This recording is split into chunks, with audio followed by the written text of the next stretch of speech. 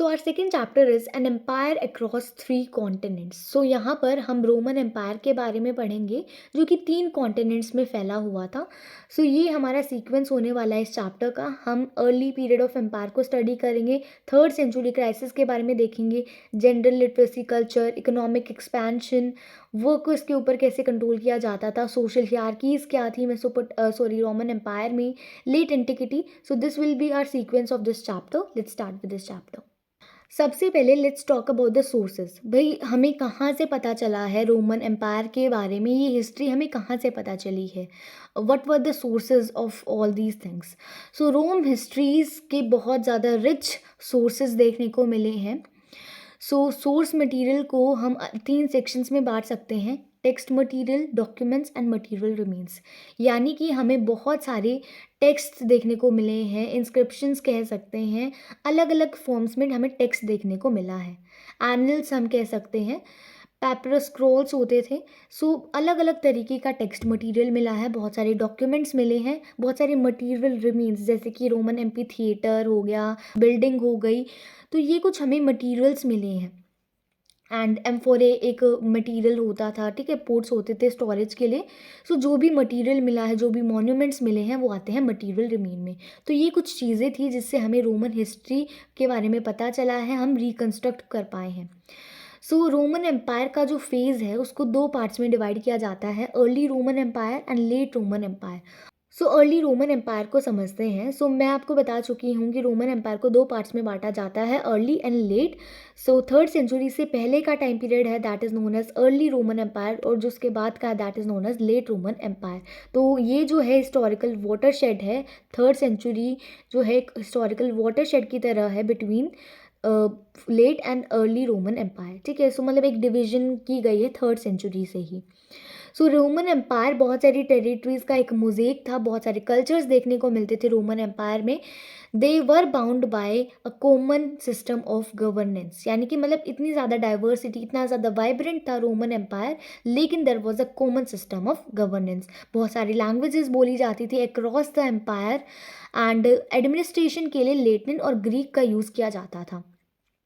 अब अगस्टस की regime establish करी गई। अगस्टस सबसे पहले रूलर बने, पहले एम्परर बने हमारे रोमन एम्पायर के 27 BCE में।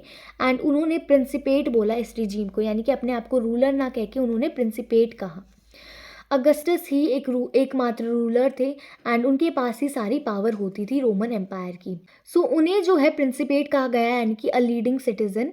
सीनेट को स्पेसिफाई करने के लिए, सीनेट एक बॉडी होती थी जो रोम को, जब वो रिपब्लिक था, जब कंट्रोल किया करती थी। यानी कि जब रिपब्लिक था रोम, तो उस टाइम पे सारी पावर जो थी वो सीनेट के हाथों में होती थी। सबसे ज़्यादा पावर होती थी एम्परर के पास, उसके बाद सीनेट के पास, एंड उसके बाद जो सबसे पावरफुल चीज़ थी वो थी आर्मी। रोमन्स थे, उनके पास एक पेड और प्रोफेशनल आर्मी होती थी, जहाँ पर सोल्जर्स को लगभग 25 साल की सर्विस देनी होती थी आर्मी में। आर्मी एक बहुत बड़ी ऑर्गेनाइज्ड बॉडी होती थी एम्पायर की। अब सीनेट जो है वो बहुत ज़्यादा नफरत करती थी और डरती भी थी आर्मी से, क्योंकि ये एक अनप्रिडिक्टेबल वायलेंस का सोर्स होती थी, यानी कि आर्मी में पता नहीं होता था कब क्या हो जाए।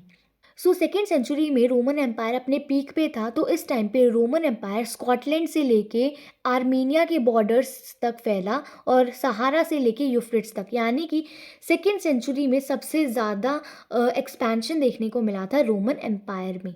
सो अगस्टस फर्स्ट एम्परर थे, 27 BC में वो एम्परर बने। सो किंगडम जो है लगभग 1st सेंचुरी से बनना स्टार्ट हो गया था, एंड उस टाइम पे उन्हें प्रिंसिपेट कहा जाता था, यानी कि अगस्टस जो है उनके पास ही सारी पावर होती थी, लेकिन फिर भी वो लोगों को कहते थे कि वो एक लीडिंग सिटीज़न है। सिर्फ लोगों का सपोर्ट पाने के लिए वो एक आइडियोलॉजी दिखा रहे थे कि मैं तो सिर्फ तुम्हें लीड कर रहा हूँ, लेकिन असल में he was the sole authority of power. 3rd century crisis. So 230 से क्या होने लग गया, जो एम्पायर है वो हर जगह से घिर गया था। मतलब हर जगह से जो है एम्पायर के ऊपर अटैक होने लग गया था, अलग अलग फ्रंट्स पे बहुत सारी आर्मी जो है वो लड़ रही थी। ईरान में एक नई और ज़्यादा एग्रेसिव डायनेस्टी आ गई थी जिसे ससानियंस कहते हैं, और वो अपने आप को बहुत तेज़ी से एक्सपैंड कर रहे थे। एक फेमस रॉक इंस्क्रिप्शन देखने को मिलता है जो कि 3 लैंग्वेजेस में लिखा है, जिसमें शापुर वन एक ईरानियन रूलर थे, उनके बारे में बताया गया है कि वो क्लेम करते हैं कि उन्होंने रोमन आर्मी को हरा दिया था और उन्होंने जो ईस्टर्न कैपिटल है रोमन एम्पायर का एंटियोक, उसे भी कैप्चर कर लिया था। तो इससे हमें पता चलता है कि भाई इस दौरान जो है इन्होंने भी अटैक किया था। यानी कि इस टाइम पे बहुत अलग अलग जगह से अटैक हो रहा था। साथ ही साथ जो जर्मेनिक ट्राइब्स थी वो भी डेन्यूब वाले इलाके पे हमला कर रही थी, इस जगह पे जो है अपना कब्जा फैला रहे थे, ठीक है, इस जगह को कैप्चर करने की कोशिश कर रहे थे। Next topic is gender literacy and culture. Gender by late republic, first century BC की टाइम की बात है। इस टाइम पे एक टिपिकल फॉर्म ऑफ मैरिज वो होती थी जहाँ पर वाइफ कोई हस्बैंड की अथॉरिटी नहीं बन जाती थी, बल्कि वाइफ के पास पूरे राइट्स होते थे उसकी नेटल फैमिली की प्रॉपर्टी में। यानी कि जो उसकी फादर की साइड की प्रॉपर्टी है उसमें भी पूरा हक होता था एक लड़की का, बेशक उसकी शादी हो गई है। रोमन वुमेन के पास सारे लीगल राइट्स होते थे, वो प्रॉपर्टी को मैनेज कर सकती थी, ओन कर सकती थी। लिटरेसी कुछ कैटेगरीज में बहुत ज़्यादा देखने को मिलती थी, जैसे कि soldiers, army officers, state managers in Egypt, इन जगहों पर। लेकिन मतलब ये लिटरेसी जो थी वो वैरी करती थी। कुछ सेक्शंस ऐसे थे जो बहुत ज़्यादा पढ़े लिखे थे, लेकिन कुछ सेक्शंस ऐसे भी थे जहाँ पर लोगों को बिल्कुल कुछ नहीं आता था। पॉम्पी एक जगह है रोमन एम्पायर के अंदर ही। सो यहाँ पर बहुत स्ट्रॉन्ग एविडेंस देखने को मिलता है कि लिटरेसी बहुत ज़्यादा कैजुअल थी और वाइड स्प्रेड थी, यानी कि हर लोग जो है यहाँ के पढ़े लिखे होते थे। इवन जो स्ट्रीट की वॉल्स होती थी वहाँ पर भी जो है एडवर्टाइजमेंट्स और ग्राफिटी देखने को मिलती है, जिससे पता चलता है कि लिटरेसी बहुत ज़्यादा थी, जो गुजरने वाले लोग इन चीज़ों को आराम से समझ लेते थे। कल्चरल डाइवर्सिटी, सो भाई रोमन एम्पायर जो है वो बहुत ज़्यादा कल्चरली डाइवर्स था। बहुत सारे तरीक़ों से, बहुत सारी वेज़ में, बहुत सारे लेवल्स में जो है ये चीज़ डाइवर्सिटी उनकी दिखती है। बहुत ज़्यादा डाइवर्सिटी थी रिलीजियस कल्ट्स की, बहुत सारे लोकल डीटीज़ को वो मानते थे, अलग अलग भगवानों की पूजा होती थी, अलग अलग रिलीजियस कल्ट से लोग बिलोंग करते थे, अलग अलग भाषाएं बोलते थे throughout the empire. And अलग अलग ड्रेसिंग सेंस होता था, अलग अलग कॉस्ट्यूम्स पहनते थे, अलग अलग तरीके का खाना खाया जाता था। सोशल ऑर्गेनाइजेशन भी इवन अलग था, अलग अलग फॉर्म्स का होता था। कुछ ट्राइबल लोग होते थे तो कुछ नॉन ट्राइबल लोग होते थे। एंड अलग अलग पैटर्न ऑफ सेटलमेंट्स भी लोगों का देखने को मिलता था। सो जो एम्पायर था वहाँ पर बहुत अच्छा इकोनॉमिक इंफ्रास्ट्रक्चर देखने को मिलता था, जैसे कि harbours, mines, quarries, brickyards, olive oil factories, ये सब कुछ थी रोमन एम्पायर में। लिक्विड्स जैसे कि वाइन हो गया, ऑलिव ऑयल हो गया, इन चीज़ों को एम्फोरे नाम के कंटेनर्स में ट्रांसपोर्ट किया जाता था। ये कुछ स्पेशल कंटेनर्स होते थे लिक्विड को स्टोर करने के लिए और ट्रांसपोर्ट करने के लिए। जो स्पेनिश ऑलिव ऑयल होता था, ये एक बहुत इम्पॉर्टेंट चीज़ होती थी उस टाइम पे जिसका ट्रेड होता था। एंड ये चीज़ बहुत ज़्यादा पीक पे भी पहुंची थी 140 टू 160 ईयर्स में। मेनली इसे एक कंटेनर में कैरी किया जाता था जिसको नाम दिया गया था आर्कियोलॉजिस्ट के द्वारा Dressel 20। Campania in Italy, Sicily, Fayum in Egypt, Galilee, Byzantium, Tunisia भी कहते हैं, सदर्न गोल जिसे हम गैलिया नरबोनेसिस कहते हैं, बेटिका, सदर्न स्पेन, ये कुछ बहुत ज़्यादा डेंसली सेटल्ड और वेल्दिएस्ट पार्ट थे एम्पायर के, बस उसके बारे में बताया गया है। ये रीजन्स बहुत ज़्यादा फर्टाइल थे, यहाँ पर बहुत प्रोडक्शन होता था, यहाँ पर बहुत ज़्यादा वेल्दी लोग रहा करते थे, ठीक है, तो ये बताया गया है। कंट्रोलिंग वर्कर्स, सो स्लेवरी एक बहुत ज़्यादा डीपली रूटेड इंस्टीट्यूशन था हमारे रोमन वर्ल्ड का। अपर क्लास बहुत ज़्यादा ब्रूटल होती थी स्लेव्स की तरफ, जबकि ऑर्डिनरी लोग थोड़ा सा कंपैशन के साथ जो है वो काम लेते थे स्लेव से। हायर्ड वर्कर्स की तरह नहीं होते थे स्लेव्स को अपने पास ही रखना होता था, उन्हें खाना खिलाना होता था और थ्रू आउट द ईयर अपने पास ही वो रखते थे और उनसे काम करवाते थे। इससे क्या होता था, उनको अपने पास रखने की कॉस्ट बहुत ज़्यादा आती थी। सो रोमन एग्रीकल्चर जो राइटर्स थे वो बहुत अच्छे से अटेंशन देते थे लेबर को मैनेज करने में। एंड वो जो है लेबर को सुपरवाइज करते थे। वर्कर्स को कई बार जो है गैंग्स में बांटा जाता था, छोटी छोटी टीम्स बना दी जाती थी ताकि एक पर्सन जो है उस पूरी टीम पे नज़र रख सके और देखे कि आराम वो अच्छे से काम कर रहा है या नहीं कर रहा है। एक लॉ भी बनाया गया, अ लॉ ऑफ 398, जिसमें बताया गया कि वर्कर्स को ब्रांड भी किया जाता था, उनके ऊपर सील्स लगा दी जाती थी ताकि अगर वो भाग भी जाते हैं तो उनको रिकॉग्नाइज कर लिया जाए, उन्हें पहचान लिया जाए कि भाई वो कहाँ से भागे हैं। अगर वो छुपने की कोशिश कर रहे हैं तो उन्हें पकड़ लिया जाए। कई बार पेरेंट्स जो हैं वो अपने बच्चों को भी बेच देते थे कि वो जो है 25 साल के लिए सर्व करेगा। मतलब अगर कर्ज़ होता था कि भाई मेरा कर्ज़ है, इसे उतारने के लिए मैं इसे ये दे रहा हूँ ताकि ये 25 साल तुम्हारे अंडर काम करेगा और इससे मेरा कर्ज़ उतर जाएगा। तो ऐसे पेरेंट्स जो हैं वो बेच भी देते थे अपने बच्चों को। सो सोशल हियरार्कीज़ की बात करते हैं। सो रोमन एम्पायर में सोशल हियरार्कीज़ भी देखने को मिलती थी। सो कुछ लोग ऐसे थे जो बहुत पावरफुल थे, बहुत रिच थे, जबकि कुछ लोग ऐसे तो बहुत गरीब थे। ठीक है, सो सीनेटर्स जो थे, जो सीनेट का पार्ट थे, वो सबसे ज़्यादा इम्पॉर्टेंट लोग होते थे, बहुत ज़्यादा रिच लोग होते थे, वो इक्वेस्टेरियन क्लासेस से बिलोंग करते थे, उन्हें सबसे ज़्यादा रिस्पेक्ट किया जाता था सोसाइटी में। एम्परर के अंडर यही जो बॉडी थी वो आती थी पावर में। एंड वो बड़े बड़े घरों के लोग होते थे, वो लोअर क्लास से दूर रहते थे, वो लोअर क्लास वाले लोगों से अपना काम करवाते थे। ये लोग सर्कस से बहुत ज़्यादा एडिक्टेड थे। जो थिएटिकल प्लेज होते थे वो देखते थे, ड्रामास देखते थे, स्लेव्स से काम निकलवाते थे।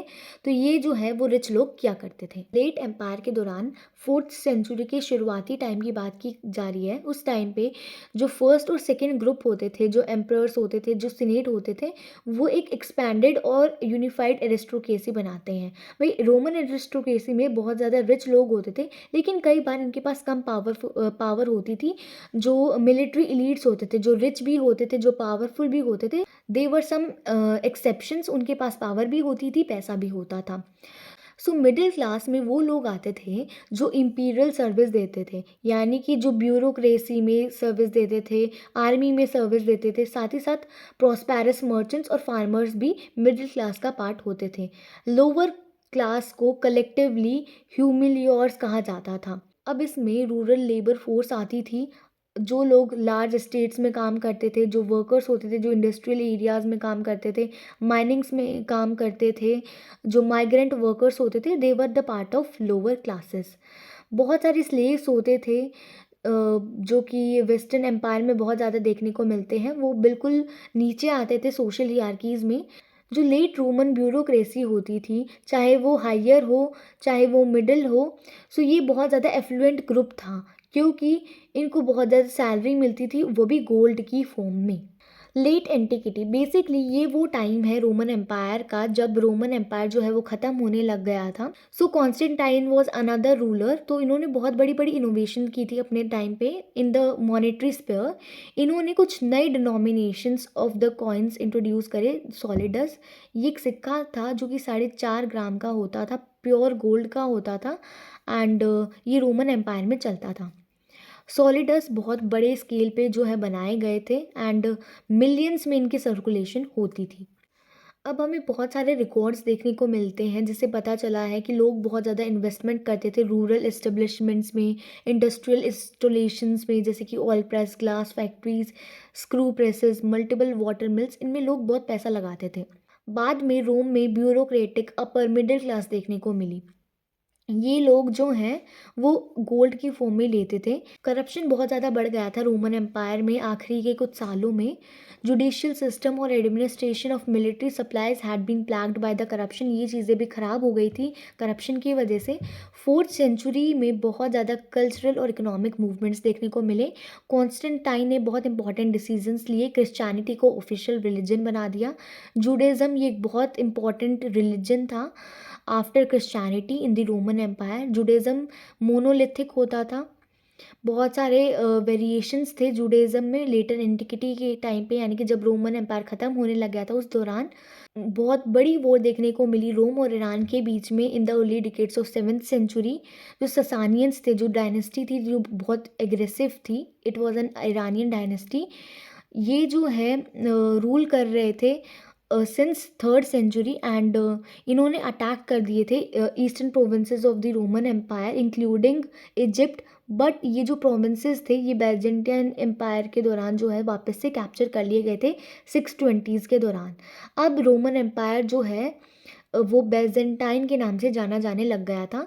ये बहुत इंपॉर्टेंट इवेंट थी एंशिएंट वर्ल्ड हिस्ट्री में। इस टाइम पे जो है इस्लाम भी बहुत ज़्यादा फैल रहा था अरब रीजन में। ठीक है, पोस्ट रोमन स्टेट्स यानी कि रोमन एम्पायर के बाद कौन कौन से स्टेट्स बने। सो जो एम्पायर था जो वेस्ट का था, रोमन एम्पायर जो है 2 पार्ट्स में बट गया अब इस टाइम पे। Western Roman empire and eastern Roman empire. So जो वेस्टर्न रोमन एम्पायर था वो टूट चुका था पॉलिटिकल पॉइंट ऑफ व्यू से। जर्मेनिक ग्रुप्स जो हैं वो नॉर्थ से आ रहे थे, जैसे कि गोथ्स, वैंडल, लोम्बार्ड्स, इन्होंने जो है कंट्रोल ले लिया था बड़े बड़े प्रोविंसेस में। एंड ईस्ट रोमन स्टेट्स कहा जाता है, यानी कि ईस्टर्न रोमन एम्पायर जो था वो बना रहा, जिसे बाद में चल के बाइजेंटाइन एम्पायर कहा गया। लेकिन वेस्ट का जो रोमन एम्पायर था वो टूट गया था। यहाँ पर अलग अलग जगह से अटैक देखने को मिला, अलग अलग जगहों ने कैप्चर कर लिया। बहुत सारी ग्रुप्स थे जैसे कि गोथ्स, वैंडल्स, लोम्बार्ड्स, इन्होंने जो बड़े बड़े प्रोविंसेस थे उन पे कब्जा कर दिया और बाद में जाके ये रोमन पोस्ट रोमन स्टेट्स बने। फॉर एग्जाम्पल जो विसिगोथ्स थे स्पेन में, उन्होंने कब्जा कर लिया। जो किंगडम ऑफ फ्रैंको बना, गोल के अंदर ही एक जगह थी, ये प्रोविंस था। सो किंगडम ऑफ लोम्बार्ड्स बना था इटली में। तो अलग अलग ग्रुप ने अलग अलग जगह को जो है अपना स्टेट बना लिया था। सो यहाँ पर आपका चैप्टर नंबर 2 जो है वो कंप्लीट होता है। टेलीग्राम चैनल आप मेरा ज्वाइन कर सकते हो, इग्नाइटेड फ्यूचर। सो वहाँ पर आपको ये सारा जो कंटेंट है जहाँ से भी मैंने पढ़ाया है वो सारा वहीं पर मिल जाएगा। एंड चैनल को सब्सक्राइब कर दो भाई, बहुत ज़्यादा मेहनत लगी वीडियोस बनाने में, तुम्हें कंटेंट प्रोवाइड करवाने में, तो अप्रिसिएशन के रूप में चैनल को सब्सक्राइब कर दो। थैंक्स फॉर वॉचिंग, मिलते हैं नेक्स्ट वीडियो में। Till then keep watching, keep learning, bye bye.